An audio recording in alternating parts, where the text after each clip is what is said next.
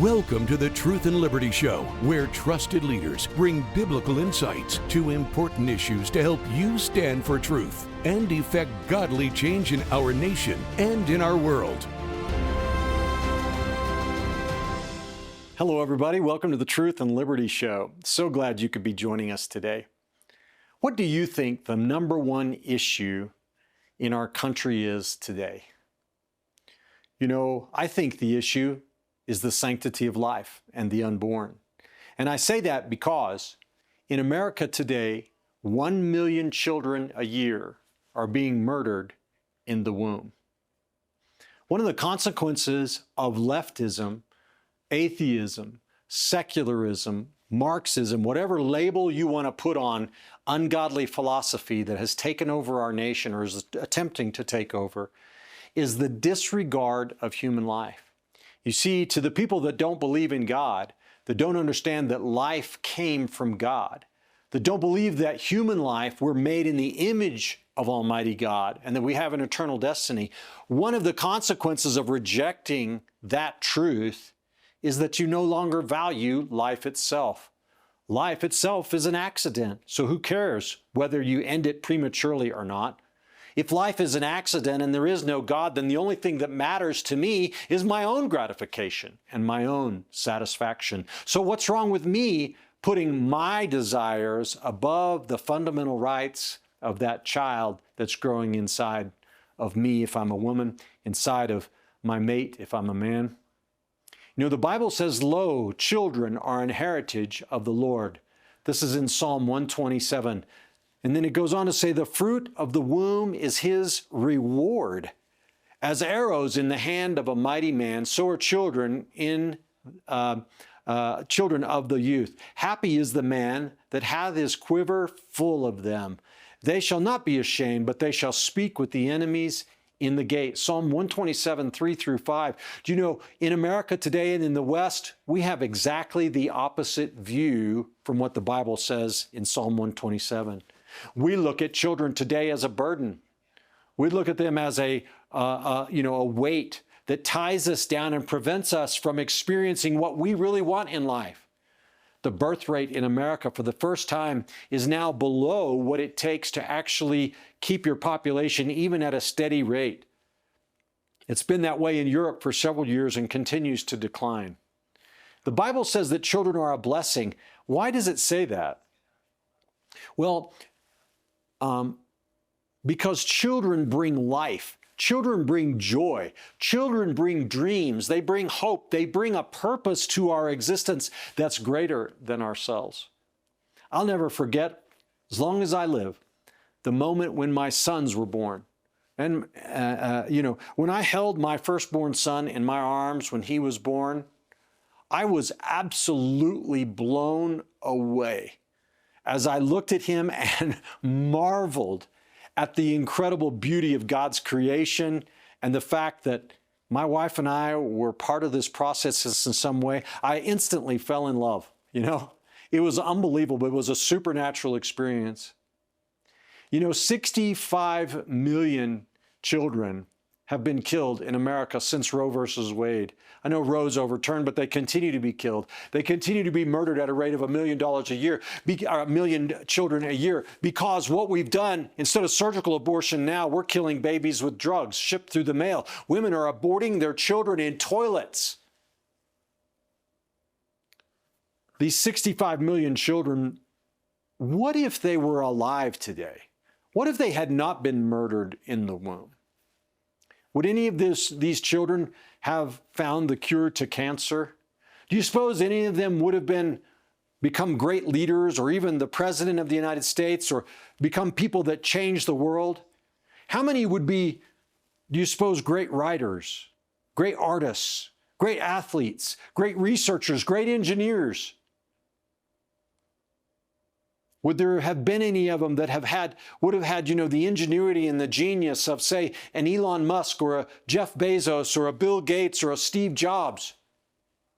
How many Billy Grahams or Oral Roberts or Andrew Womacks would we have in the world today? How much more effective would we be in preaching the gospel today, in proclaiming the salvation of Jesus Christ and winning the lost to us? But we will never know until we get to heaven, because we've allowed these people and the promise of their lives to be snuffed out before they even had a chance to breathe oxygen. Speaking of that, all of these arguments are selfish arguments, because I'm only thinking about myself, about us in this world. But what about them? What about these children? What about these living, innocent human beings who never had a chance to see the world they were created for?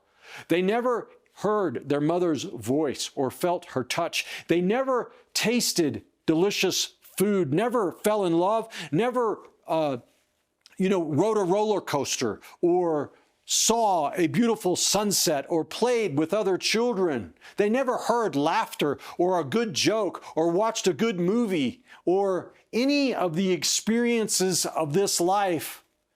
They never got to experience the saving grace of Jesus Christ and be born again in this life. And we've allowed our country to rob them of these rights and privileges when they did nothing wrong except exist. We created them, we procreated them, and yet we murdered them because they were too much of a burden. Guys, God says in His holy word that the shedding of innocent blood is an abomination to Him. Proverbs chapter 6, 16 to 17 says, "These 6 things doth the Lord hate, yea, 7 are an abomination unto Him. A proud look, a lying tongue, and hands that shed innocent blood." Those are the first 3. Other than the salvation of eternal souls, is there a more important cause than ending abortion in America? There's no other tragedy, there's no other disease, there's no other event that even comes close in terms of the cost to humanity and human life. And I just want to ask you today First, I'm tempted to apologize for my passion and emotion, but I'm not going to, because we all need to get passionate about this subject again. We all need to get burdened and moved by this incredible atrocity that's taking place every single day in America, every single minute in America and in the world. And I want to ask you today, you're doing a lot of good things. I know many of you are, but I want to ask you this in a very pointed question. What are you doing about abortion? Are you volunteering? Are you donating? Are you speaking up and speaking out? Are you, at a minimum, brothers and sisters, are you voting for pro-life candidates? Do you know, if you're a Christian and you are not voting in America, you will give account for this in eternity. God is going to ask you, why didn't you at least vote? I couldn't be bothered. Oh, politics makes no difference. Oh, they're all corrupt politicians. Since the case of Dobbs versus Mississippi 2 years ago, overturning Roe versus Wade, the truth is that our fears have come to pass. The church has allowed abortion, the issue of abortion, to fall from its main radar, if you will. We think, oh, Roe is gone, so this issue doesn't matter anymore. The exact opposite is true.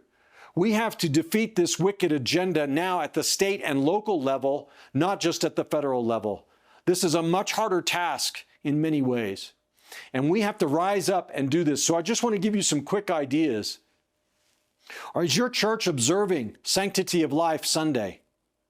Is your pastor teaching and preaching on abortion? Is your church caring for single moms? Are you hosting at your church a Save the Storks bus, or are you donating to help support Save the Storks? What about Students for Life? What about the Susan B. Anthony Fund? Are you supporting a local chapter of Students for Life? Are you donating to your local pregnancy resource center or volunteering there to help? Are you voting for truly pro-life candidates? Well, guys, my time is over in this monologue, but today I have a very special guest, Kristan Hawkins, who is the founder and leader of Students for Life. They now have over 1,600 chapters on high school and college campuses across America, and they are fighting day in and day out to change how the world thinks and to stop the scourge and the atrocity of abortion. I'm going to share some information with you now on a break, and after that I'll be back with this incredible interview of Kristan Hawkins. Please don't go away, but allow yourself to be stirred, allow yourself to be motivated. And after this interview, will you please ask God, what can I do to help end abortion? It can be tough being a pastor in a world that seems to have gone mad, where the wolves wear suits and laws try to silence the pulpit. But you're not alone. That's why we created the Pastor's Toolkit, trusted, ready-made resources to help your church engage biblically in public life. Equip your congregation, transform your community, be salt and light. Visit truthandliberty.net. Okay, everybody, welcome back to Truth and Liberty. And our special guest today, like I said in our monologue, is my good friend Kristan Hawkins, the head of the amazing organization called Students for Life. Kristan, thanks for joining me on Truth and Liberty. Thanks for having me. It's great to be back with you, Richard. Yeah, awesome. Well, congratulations, 20 years for Students for Life.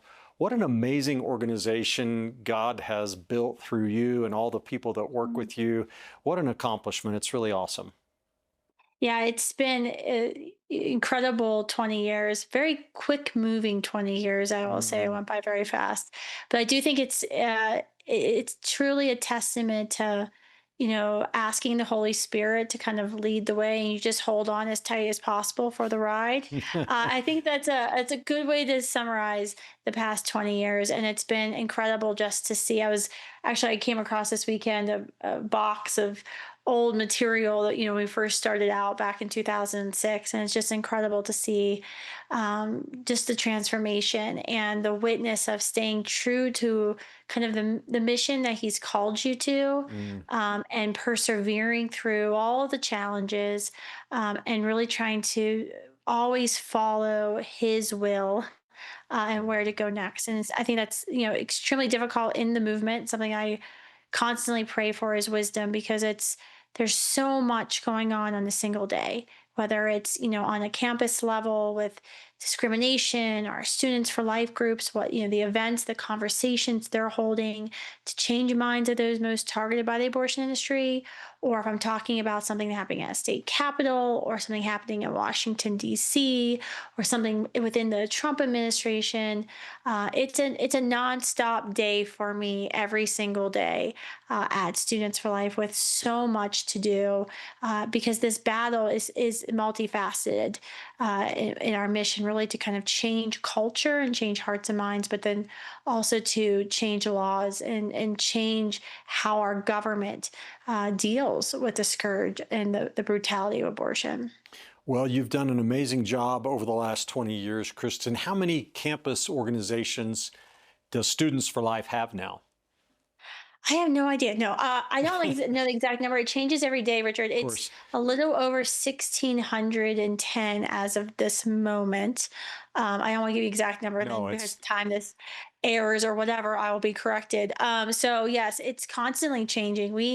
We thought we would end this school year with about 1,600 groups, so we will well surpass that. And sadly, some of that is due to the assassination of my friend Charlie, where we've seen this massive influx of young people who have decided, I'm going to raise my hand and I'm going to do the hard thing since September. And so we've seen social media and interest with starting Students for Life groups, even within some of the turning point groups. We were able to partner and work with just this explosion of young people who want to be courageous now and want to pick up the mic for Charlie. And so that's been inspiring to see this horrible tragedy, to see this number of these young people. We're going to reach, I think, at our National Pro-Life Summit in a week and a half, we should reach 250,000 students trained. Oh, that is so awesome. Pretty incredible. Yeah, that really is.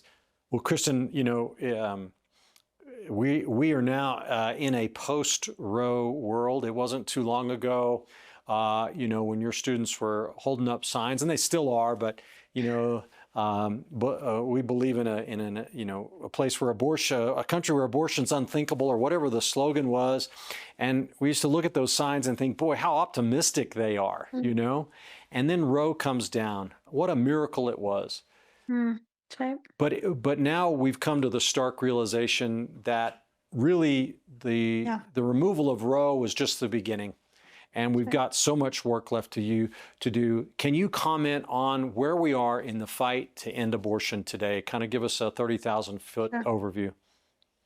Yeah, I mean, I think one of the misperceptions a lot of folks had was that we just had to reverse Roe. If we just reverse Roe, that would be the end of the abortion fight. And I remember I was with Andrew on one of his shows in the studio with you all there in Colorado, saying this is not the end, right? We will have a 50-state battle the moment Roe is reversed. And that's exactly what happened, because the Supreme Court justices in their wisdom said, we return this decision back to the people and their representatives. So that's our representatives in Washington, D.C. There's still misperception. For example, our president, in 2024, when he's running for re-election, kept, misaccurately summarizing the Dobbs decision, saying, well, it's the Supreme Court sent it back to states. Well, no, that's not true. The Supreme Court said to the people and their representatives, which, there's like 530 of them in Washington, D.C. We also have the state houses. And so that's what happened. The day Roe was reversed, this became, an all hands on deck moment where we had to go state by state to shore up pro-life laws, existing laws that were in effect before Roe versus Wade was handed down in 1973. So some states moved very quickly to reenact their pre-1973 laws and bans on abortion. We've had to go back now to a lot of other states. We at Students for Life Action, our 501c4 kind of political lobbying arm, we're focusing a lot in the red states, the pro-life states, because even though we've had states like West Virginia and Oklahoma ban abortion's still happening in those states because the abortion lobby knew Roe was going to fall. When the Dobbs decision came down, there were about 20 plus cases kind of making their way in the pipeline, challenging the legality of Roe versus Wade. They weren't stupid. This is a $2 billion industry. And so what they had done in the years leading up to the Dobbs decision and Roe's reversal is they started changing the actual abortion industry, one from surgical abortions to chemical abortions. And the Biden administration was all in on helping them do this. And in fact, they used the COVID pandemic as cover for a lot of reckless decisions that came out of the FDA in 2021, just a couple of weeks after the oral arguments at the Supreme Court, which if anyone with a brain listened to those oral arguments, you kind of knew Roe was going to fall, because the argumentation from the pro-abortion side was, I think I probably could have done a better job just learning in school how to debate from the other side, right? So the FDA immediately came out before Christmas in 2021 and said, we're deregulating chemical abortion pills, meaning pharmacies can prescribe them, can give them out. We are not going to enforce a federal law, the 1980 Comstock Act, which still to this day is in effect and bans the mailing of abortion-related materials. They sent a memo saying, we're just not going to, DOJ, we're just not going to enforce this law. And so what happened was they transformed the abortion industry. So even though now we have states that technically are abortion-free, abortions are still happening because these illegal chemical abortion drugs are flowing into the state. Rapists can order these drugs. Parents can order them. A girl can order 10 of them and just have them on standby for as many abortions she wants to have. These pills are extremely dangerous. An Ethics and Public Policy Center data of over 800,000 insurance records from this May proved that 1 in 10, more than 1 in 10 women who take these pills will end up in the ER with life-threatening, severe consequences. Problem. Now, not only are they deadly for the baby, they can be deadly for her, and they're life-threatening for her. But this has all been going on because the federal government deregulate abortion. And so when we think about our post-Roe fight, we have to think about what's the actual state of the industry. The industry now is chemical abortion, 70+%. are chemical abortions, turning dormitory bathrooms, your granddaughter's toilet into an abortion facility, because that is where the baby goes. The baby is flushed down the toilet. So we have to fight this at a different level. And this is in red Republican states as well as the blue Democrat states. It doesn't matter because these drugs are still flowing in. We still also have to attack it from a cultural level. And you and I have talked about this a little bit in past interviews, Richard, just with your I always ask for your pastoral wisdom, because one of the things we've seen since COVID has really been this reckoning with a generation, the least church generation in American history, who doesn't know who made them and why they were made.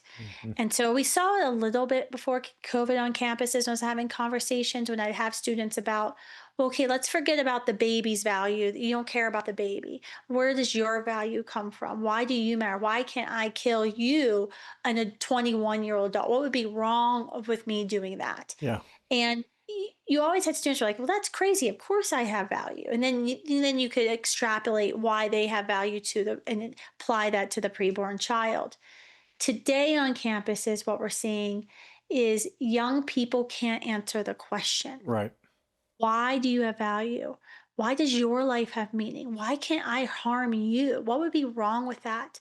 And that's an existential crisis that we're having just nationally and internationally, with the lack of a Christian worldview. Hmm. And so when we're talking about changing laws and shoring up laws to protect against this predatory abortion industry in this post-Roe era, we also have to think about our continuous work to change hearts and minds, to not only provide more resources and support to show her that she never has to choose abortion. For example, our Pregnant Students' Rights Act, which just had its first hearing of this year in the House of Representatives last week. We hope to see a vote by the end of this month. All that bill will do is tell universities that receive federal funding that they have to tell women that they don't have to have an abortion, that there are options. There's federal Title IX, that they can't be discriminated against for being pregnant or being parents. And every single Democrat in the House of Representatives will probably vote against it. Maybe there might be one who will vote with us, as they did last time. But we have to change that cultural perception in her mind. But then we also now have to fight back as to why humans have value and why Yeah. they should be protected. And so it's never going to be a simple solution when you ask that question to me, Richard, of what do we do now in this post-Roe era? Because there is so much. I mean, on top of that, you think about First Amendment, right? We just saw, the UK has arrested thousands of its citizens for social media posts in the past year. Hmm. I was on the phone with a pastor friend in Canada last week. He's just launching a whole new organization just to protect Canadian pastors, because the laws that they're passing and they're enacting in the UK, they're coming to Canada, Yep. which will then come to America. And if we don't have the First Amendment, if we don't have the right to free speech and assembly, we don't have a pro-life movement. And so there's the front, all the battlefields for this Mm. war. There are a lot. So Yes. bottom line, everyone watching needs to do something, because there's something you're good at. There's something God's called you at to really apply it to the pro-life movement, how you can get engaged. That's exactly right. And there is something that everybody can do, right? That's right. Well, so Kristan, let's talk just a little bit more, dial in on this chemical abortion issue. Sure. We've been saying, for a while that now chemical abortion is the number one method for killing the innocent unborn children. And Biden opened the door to that, but Donald Trump hasn't really done anything to close that door, has he? He hasn't closed it. That's right. And you're right. It's been a major frustration from the pro-life movement when our conversations with the White House and with the Trump administration. In fact, Marty McCary, the FDA commissioner, should resign or should be replaced. He has absolutely failed to protect American women and children from this predatory abortion industry since being confirmed as FDA commissioner. It is shocking. And the thing is, too, you have to understand there's a lot, there's a lot of problems. We have a revolution in Iran, we've got what's happened in Venezuela, we have inflation, there's a housing crisis with Gen Z. I'm not immune that there are a lot of things going on, and there's a lot of things President Trump is doing incredibly well. I mean, take a look, everyone, at your 401ks, right? Um, but there are some things that the president and his team need to get serious about focusing on.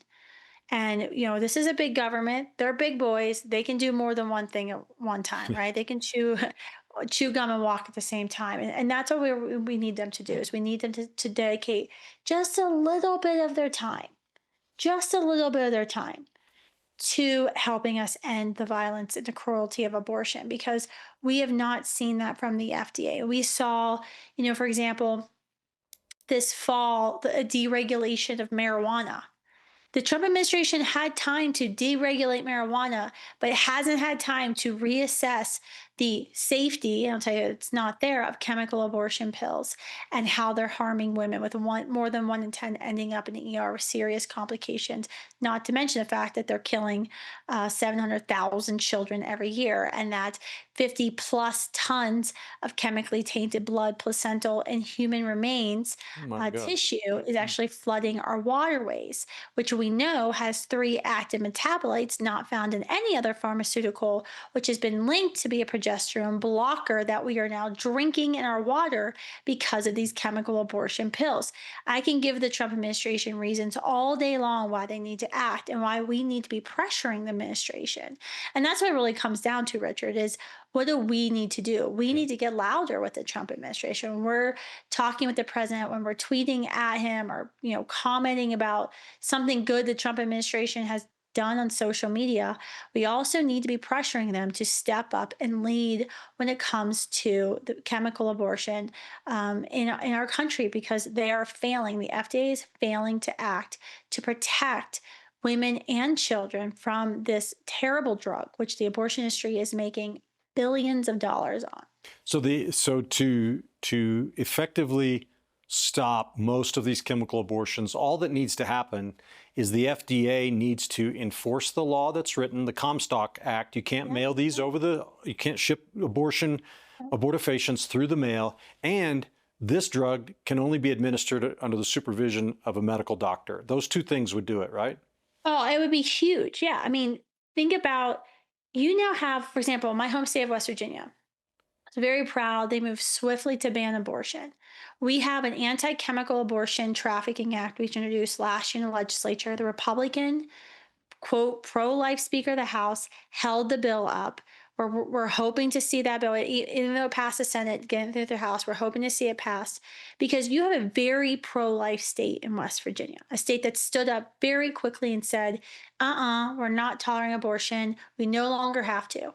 It doesn't matter, though, because in the state of West Virginia, there's billboards advertising. I was actually in the West Virginia Attorney General's office, my dear friend J.B. McCuskey, his office, and I said, let me show you in 3 minutes how I can violate all West Virginia state laws on abortion. And I was ordering chemical abortion pills in the Attorney General's office, proving to him that these laws aren't having any effect because we're not enforcing it. And so if because of the Biden administration's reckless decision, we now have a precedent sent to DOJ that we're just not enforcing our laws. The first thing that needs to happen is the DOJ, Attorney General Bondi, needs to say, we are now enforcing the Comstock Act. This has been the law of the land since 1890. Democrats have known about it. They amended the law in the 1960s. We are now enforcing the law. You can no longer ship. The FDA needs to come out and saying, we are revoking our COVID era, protections, and you have to go back and actually have to be seen by a doctor before you take chemical abortion pills, which, by the way, is common sense, because if a mother is experiencing ectopic pregnancy, the pregnancy test will prove positive. She's taking these pills not knowing the child is lodged in her fallopian tube. And these pills will not end the life of the child. She will remain pregnant, and if it is not caught, she will die because her fallopian tube will burst and she can bleed internally. She'll bleed out. This is just common sense. Before a doctor would prescribe these life-ending pills, was to make sure, one, that she's actually pregnant, to locate where the baby is, to ensure that the baby is in the womb, so these pills will kill the baby. And then this is if you are a, quote, good abortionist, right? If you're an abortionist that just wants to kill babies and doesn't want to also kill women, this is common sense. I mean, I know you can't use that word, good abortion. I mean, these are people No, I that get it. profit off Yeah, yeah, pain and it's death, horrible. right? Yeah. But like, this is common sense. I make this argument all the time to college students. I'm like, even if you disagree with me, don't you think this is just common sense? In fact, last year, our research institute, our Dimitri Institute, did polling with YouGov on Gen Z and Gen Y voters. This is a 70% plus issue with Gen Z and Gen Y voters, who the majority of which said they were pro-choice. I'm repolling that. I'll get the stats here in a couple of days just to see if anything's changed over the last year. It won't. It's going to be a 70% plus issue, which is something politicians all look for, is the 70% plus agreement, right? It's left and right. This is common sense. And so AG Bondi needs to say she's enforcing Comstock. FDA needs to take back their COVID level of just prescribing these pills to anyone. You need to be able to at least confirm she doesn't have ectopic pregnancy. You have to be able to confirm she's not Rh negative, because if her blood type, if she's Rh negative and she takes these pills, her body could potentially form antibodies, which will attack all future pregnancies, and she won't be able to stay pregnant. It will recognize future children as basically invaders, and the immune system will attack those children. This also ensures that rapists aren't getting these pills, because you have to think, Richard, you could go on in 30 seconds and order these pills. You don't even have to prove you're a woman. You don't have to prove you're pregnant. You don't have to prove you're not sexually assaulting as a victim. There's no safeguarding at all. And that's very easily what the Trump administration can do tomorrow. I just want to clarify one thing you said. You said a 70-30 issue. Do you mean 70% of young people support these restrictions? Yes. Okay, so if Trump has... It's even higher depending on how you ask the question. That's like a minimum. So Trump probably has people in his ears saying, no, stay away from abortion. It's a loser issue. He does. Yeah. He has a lot of people very close to him in the West Wing who are pro-choice. Yeah. And that, Richard, that is the biggest problem we face. Yeah. Well, I seem to remember a story in the Bible about a woman who got close to a king and saved a nation. So I think God can do this, you know. But Kristan, there's something that's sort of on the radar right now that everybody needs to know about, and that has to do with Obamacare and retooling Obamacare. Yep. The House passed, this was sort of held over from the recent budget battles, and the House has passed a bill, but this bill doesn't have any restriction on federal funding of abortion through Obamacare subsidies. Can you comment on where we are in this battle, and what do we need to do to make sure that the unborn are protected? Well, the first thing we need to do is stop letting pro-choice politicians run for office in the Republican Party. Republican Party is pro-life. Since 1976, when Congressman Henry Hyde introduced his Hyde Amendment, which bans federal funds from paying for abortions except for rape, incest, life of the mother, every year that Hyde Amendment has to be renewed. What just happened in the House of Representatives is we had 17 Republicans who betrayed the base of the Republican Party, the very platform of the party, to vote with Democrats to pass an Obamacare subsidy act. Because here's the deal. Obamacare is terrible. We all know this. I don't get me started on the state of our American healthcare system. When I abolish abortion, that'll be the next thing I want to fix. Obamacare is bad.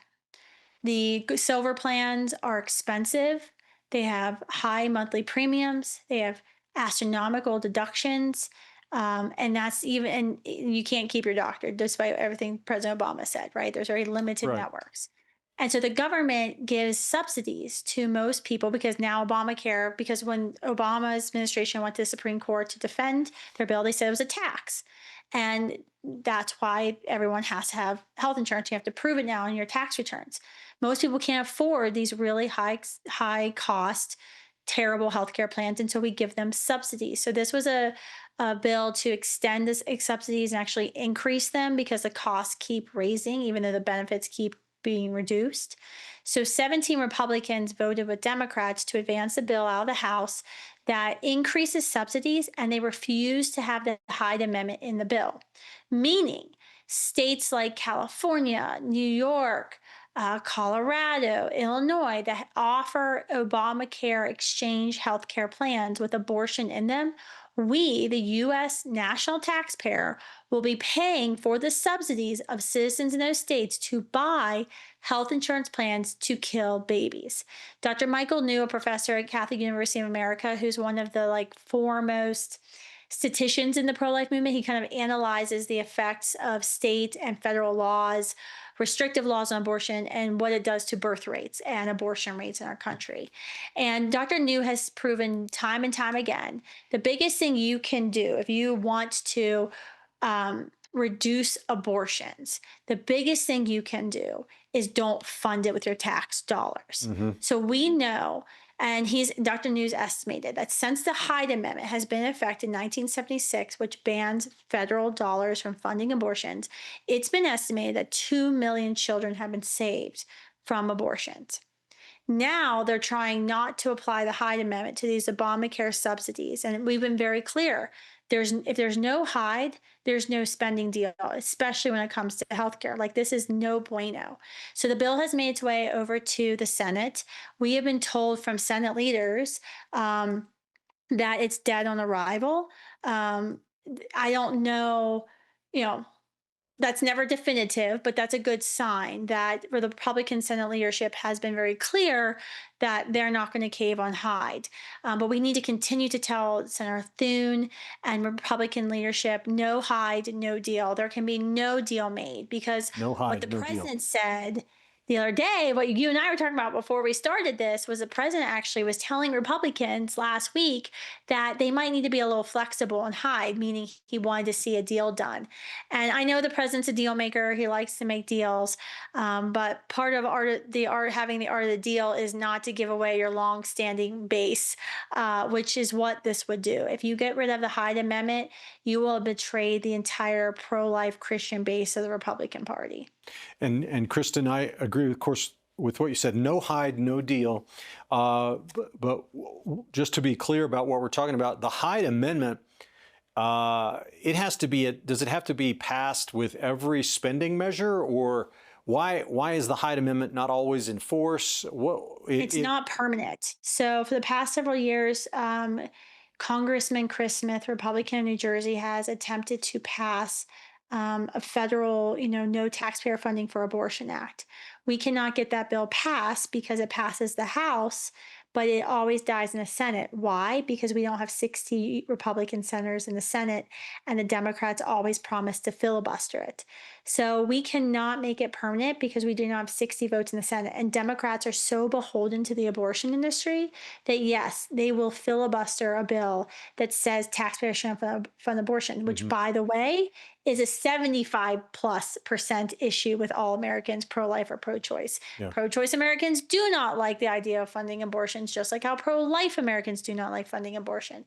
But that's how beholden Democrats in Washington, D.C. are to the abortion lobby and how much power and influence Planned Parenthood and the abortion lobby has. So every year, the Hyde Amendment has to essentially be reattached or renewed on these budget spending measures. And that's why we're having this fight, because we don't have a federal Hyde Amendment bill. It's a budget amendment.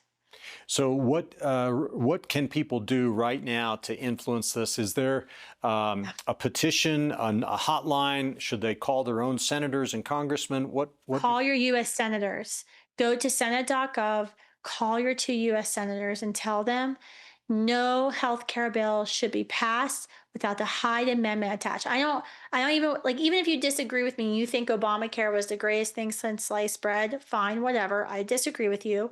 However, every Christian should be able to agree that we cannot pass any Obamacare extension, subsidy renewal, subsidy increase that does not include the Hyde Amendment. This is common sense. And this is one of the things when the government shutdown back in October was the most unreported story. Yep. Part of the government shutdown was because the Democrats were trying to insist on taxpayer-funded abortion. That's right. And would not concede on this point.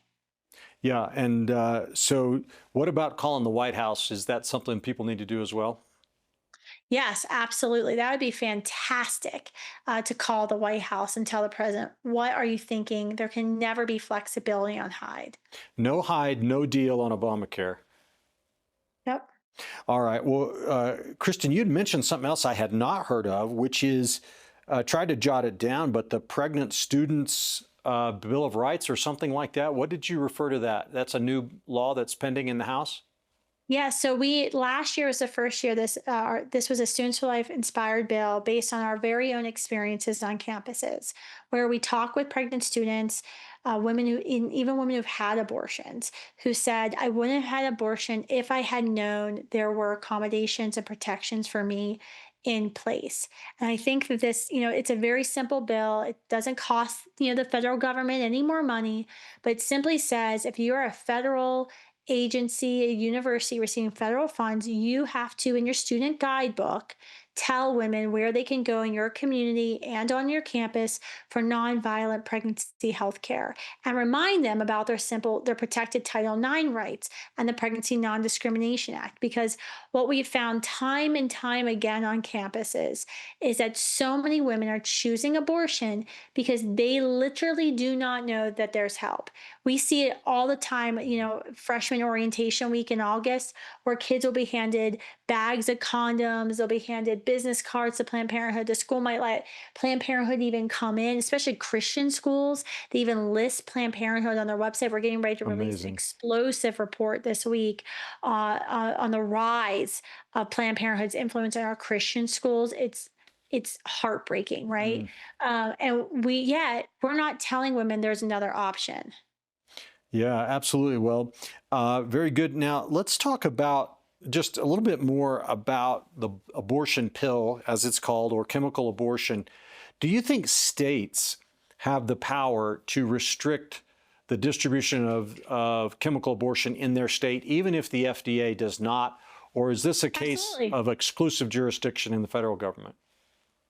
No, absolutely. States have, when you're talking about classifications of drugs, states have a lot of power to classify the schedule class of drugs and how certain drugs are dealt with in their state, their pharmacies, their healthcare facilities. They absolutely have the ability to do that. States also have the right to say, we are going to enforce our pro life laws. Our attorney general is going to sue abortionists or like midwives in their basements in New York City who are sending chemical abortion pills that they get from India and haven't even tested if they're actually chemical abortion pills or not.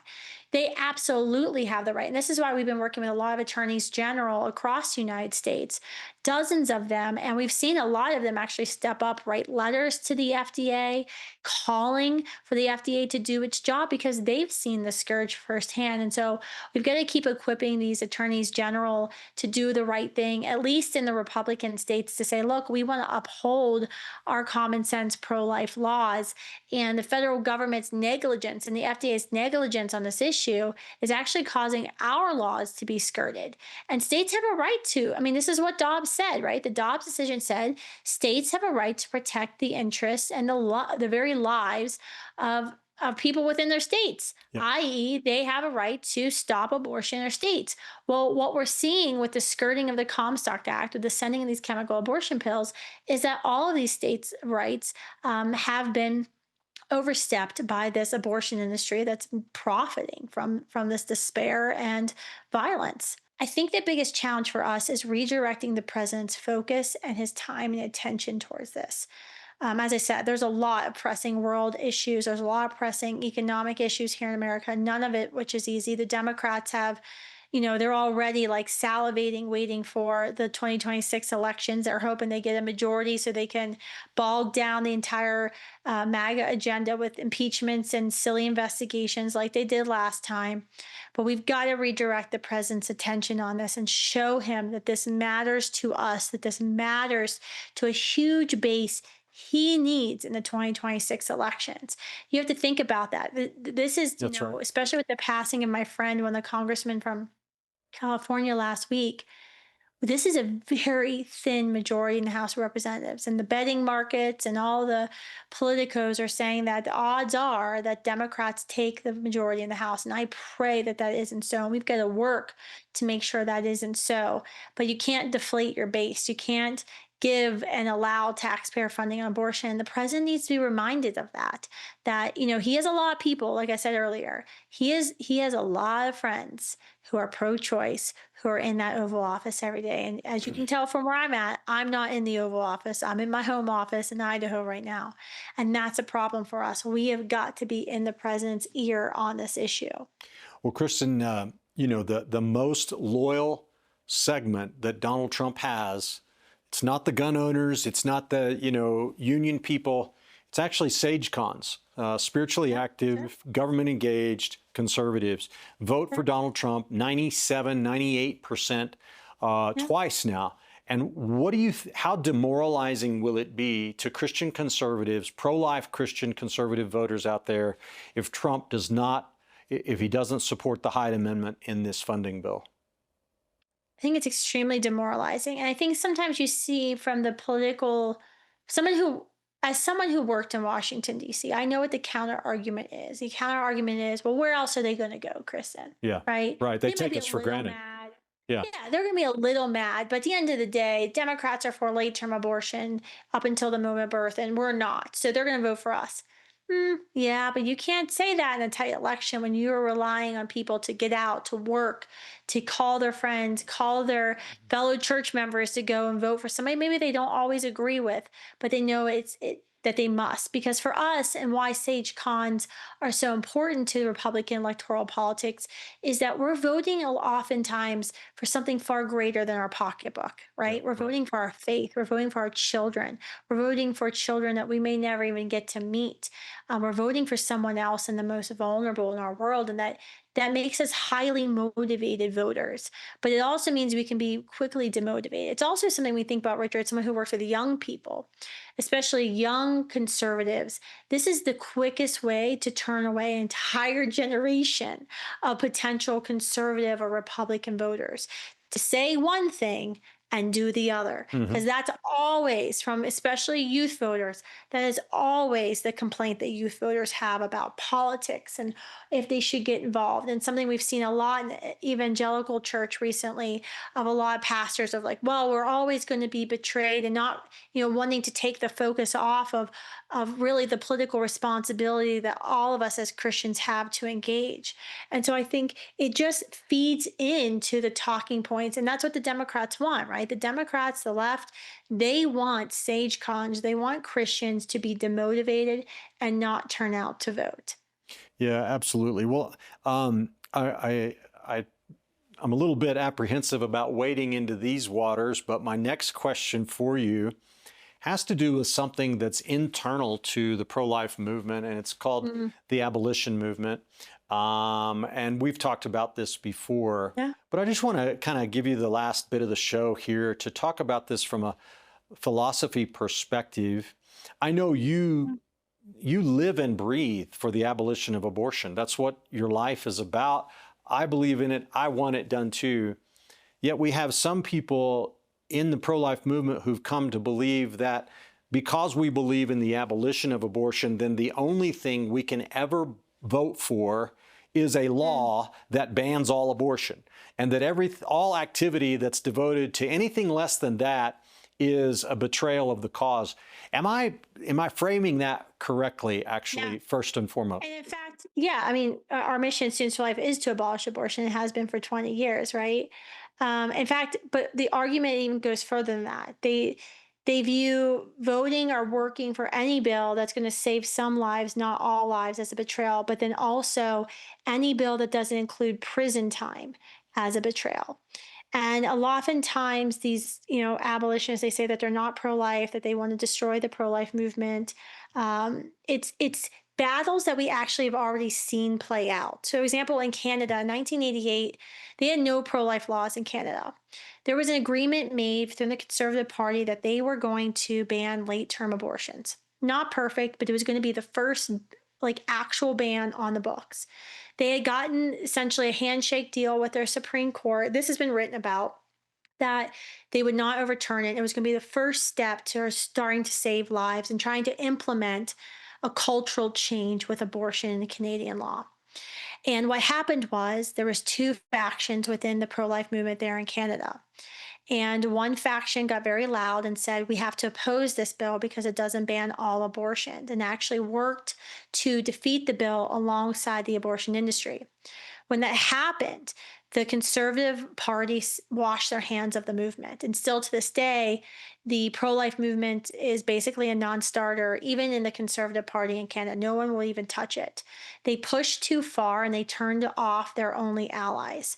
And I think that's an important lesson for us. And it's something we've debated in the pro life movement in the 90s, but we've started to see this kind of come back with a new generation. And it's something it's really interesting. The scripture that's being quoted to justify this kind of killing all pro-life laws or attacking pro-life laws, it's a lot of Old Testament scripture. There's a scripture verse from Deuteronomy, one from Exodus. And what's happening is they're applying, laws that were for a Jewish theocracy to the United States of America. And in fact, the Deuteronomy law calls for capital punishment in cases of child sacrifice. And that's the verse that's often cited as if we're going to be, adherent to God's law, then we need to adhere to this verse in Deuteronomy. And often the New Testament isn't quoted by these folks. And I think that's really concerning, because what we're called to do in the pro-life movement is to end abortion. And we have to be wise, right? We have to understand where this isn't a Jewish theocracy. This is not heaven. We live in a very broken world, and we live in a country that's a representative republic made up of people of all religions and of all views. Trust me, I meet all of them on campuses. And what we have to do is move culture closer and closer to the Christian worldview, the worldview that's the correct worldview, that we all were created in the image of God, and we're all infinitely valuable. And so we have to do that. And I think we have to be careful when we get. It might sound like, oh, this is easy. We'll just pass a law to ban all abortions and put everyone in jail who's had abortions, including women. Mm-hmm. One, that turns off about half of the population to listening to anything you have to say. And two, it's a political non-starter. It causes these politicians to wash their hands of this. And what we do in the pro-life movement, and I know I got 40 seconds to explain this, so thank you for giving me the last 4 minutes, Richard. Yeah, you go for it. But what we do in the pro-life movement is we are unpopular, right? I go into a room in Washington, D.C. with some of these politicians, and I know they dread seeing me, right? Because my job is never to be happy until abortion is ended. My job is always to push. I had a very well-known politician on the phone with me a couple months ago complaining as to why I wasn't thanking him enough, and why, after we defunded for Planned Parenthood for 1 year, why I just wasn't happy enough. And I was like, well, you could have done it for 10 years. So I think we had to be constantly pushing and advocating for the complete abolition of abortion. But we have to do it in a wise way where we're actually moving culture in our direction, and we're actually getting incremental wins. Because until we get those incremental wins and laws in the books, we're not going to see a total abolition. Yeah. And in the meantime, babies are dying. I think that's the thing that's so frustrating about this, and I know I'm out of time, is that we're not advocating for like a tax policy, right? Like a flat tax. And like, okay, if you're not passing a flat tax, then I'm going to blow up your bill. If you're passing some moderate tax or whatever, they'll slightly help them out. Whatever, I don't care. We are talking about real human beings who are being brutally dismembered and killed. I ethically, morally, cannot sleep at night knowing if we could pass a bill to save some lives, even though I know it's not perfect, I'm going to be happy about that. And now I have to get up the next day and march to save more of them. But I'm going to take the win as much as I can, because this isn't like some abstraction. These are real life children. Yep. And we have to stop treating them as abstraction, as if that's what the abortion industry does. They talk about these kids as if they're not really here. It's just a choice, a clump of cells. It's health care. It's reproductive justice. And we can't fall into that trap, because there are children dying. And I guarantee you, if you're standing in front of a building, an orphanage that's on fire, and you and I are standing outside, Richard, and we know there's no way we're going to save all children. There's 4 stories. You and I would both rush into that building and grab as many children as possible. We'd be on our phone calling for help. We would be calling out, shouting for neighbors. We would be doing everything we can, putting our own lives at risk to save these children. We would not stand on the street, cross our arms, and say, you know what? We can't do anything about it. In fact, we're going to block entrance to this building so no one can go help these children because we can't save them all. Mm. Now, it's a preposterous thing, but that's sadly what we're starting to see in some of our states with this so-called abolitionist mindset. And it means more babies die. Well, Kristan, I'm taking time out of my monologue now to finish this a little bit because I think it's really important. I think one thing that's important is that we don't attack each other's sincerity of conviction on the issue, that we stay unified on this, and we recognize this as a debate over strategy, not a debate over the fundamental principle of protecting the unborn. And I know you agree with that, but let me say this, that Roe versus Wade was overturned, an objective that we held dear for a long time and many people didn't even think was ever even possible, but we didn't do it on an all or nothing basis. It took many years of incremental movement. Laws like, oh, you can't have an abortion clinic unless it's so close to a hospital, or you have to have ultrasound notification. You have to do this, you have to do that. Oh, you have restriction on a late-term abortion. We took what we could get until finally the culture had come to a point where it could say, hey, this really isn't in the Constitution after all, is it? And yet so suddenly we have people saying, oh, all or nothing now on the abortion issue. And it just seems like that's not how things are done, is it? The liberals didn't take over this country and impose cultural Marxism all at once. It happened over 100 years of incrementalism. Don't we need to learn from these lessons? Yeah, I mean, look, After the Ball, the book that was written by two gay activists in the 80s about how they were going to get gay marriage legal in the United States lays this out perfectly, sadly. And they did it incrementally. They did it slowly, right? They had the Will and Grace TV show. They introduced gay characters who were responsible. Literally the day after Obergefell, I don't know if you remember this, it was the Washington Times, the Washington Post. The day after the gay marriage decision in the Supreme Court, the headline of the Washington Times, it's probably the Washington Post, was about trans rights. They zipped their lid, said nothing. And it was the day after gay marriage. Yep. So you knew it was part of their plan. We had been saying it had been part of their plan, but most of America didn't know it was part of their plan. But they had message discipline about what they were going to do and how they were going to push Americans. And if you read any book, I've got a couple here behind me, about changing culture and large-scale cultural change, that's how you have to do it. And you have to be careful because I think there's a lot of tendency right now on the right of we have X and there, for example, Twitter and X is very right-wing centric, right? And there's this tendency of in wrestling, right? Where over momentum, where you could be pushing your opponent down so far that if you're not careful, he can flip you over. And that's what we have to be careful about. Of when we start saying things like this, okay, we're just going to put every woman in jail, and maybe the death penalty should be on the ticket for every woman who's had an abortion. What? Yeah. We're going to shut down the conversation. I'm not going to change hearts and minds. I'm not going to reach her. I'm not going to get that cultural change I need. And I'm certainly not going to get a squishy Republican legislator who's afraid to do anything hard because that might cost. He feels like it's going to cost his election to step up and be courageous.